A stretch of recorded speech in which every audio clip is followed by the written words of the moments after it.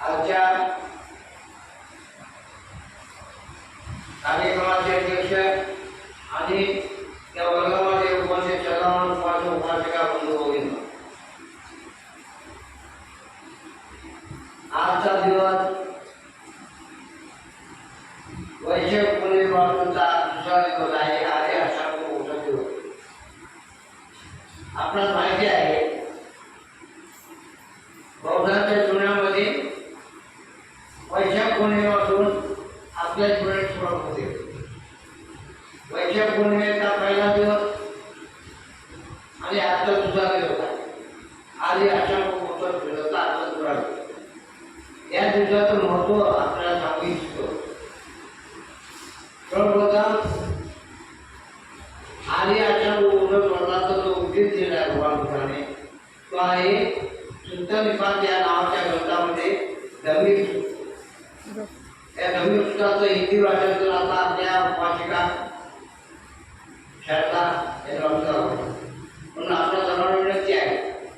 पहिल्यांदा आपण सुत्तपिटक या ग्रंथाचे ते धम्मिक सूत्र जे आहे त्याचं पाली भाषेमध्ये वाचन करायचं आहे आणि हिंदी भाषेचं वाचायचं आहे.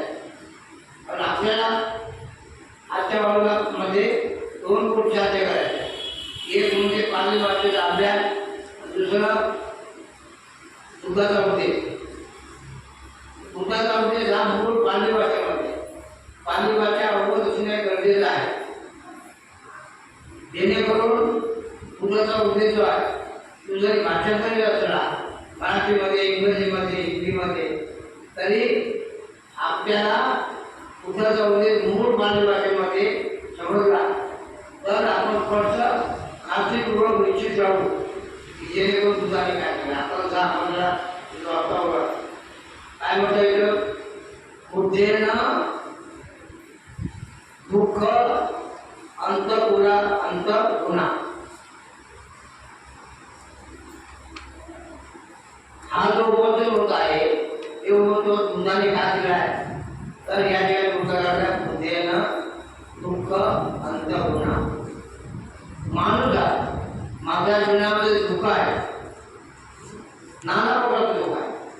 माझ्या माणसाला दुःख काय, मांडी दुखते, श्वास लावून पडतो, शिंका येतात,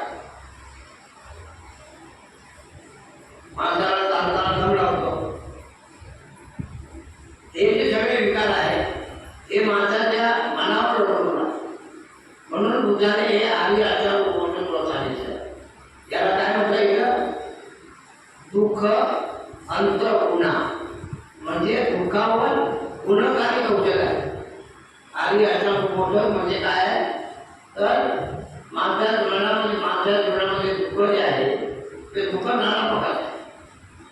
सगळ्या गोष्टी मनावर अवलंबून आहे आणि मनावर अवलंबून असल्यामुळे मन सबळ बनवण्यासाठी, मन सशक्त बनवण्यासाठी, मन निर्मळ बनवण्यासाठी, मन स्वच्छ बनवण्यासाठी आर्य आचार उपक्रम ते म्हणतात. आता आर्य आचार उपक्रम काय आहे ते आपण माहिती आहे तरी पण थोडक्यात त्याचं स्पष्टीकरण करतो. एकदम ही अच्चांगिक आहू उपक्रम.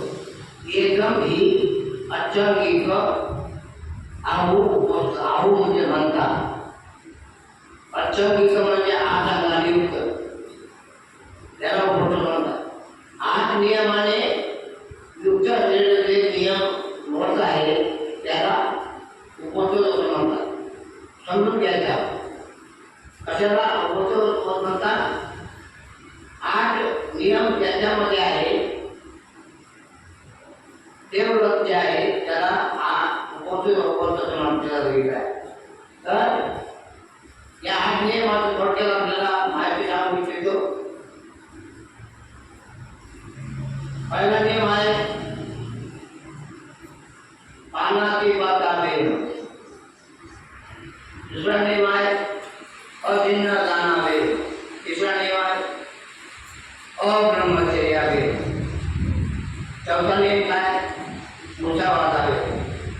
पाचवा नियम थोडा नियम म्हणजे माता वेळ. 6वा नियम काय, विकार भोजना वेळ. 7वा नियम काय, नच्च गीत वागीत विशुभ रसना माला कंद विजय पण गारण म्हणतात आणि आठवणीनं उच्चासेन महादेव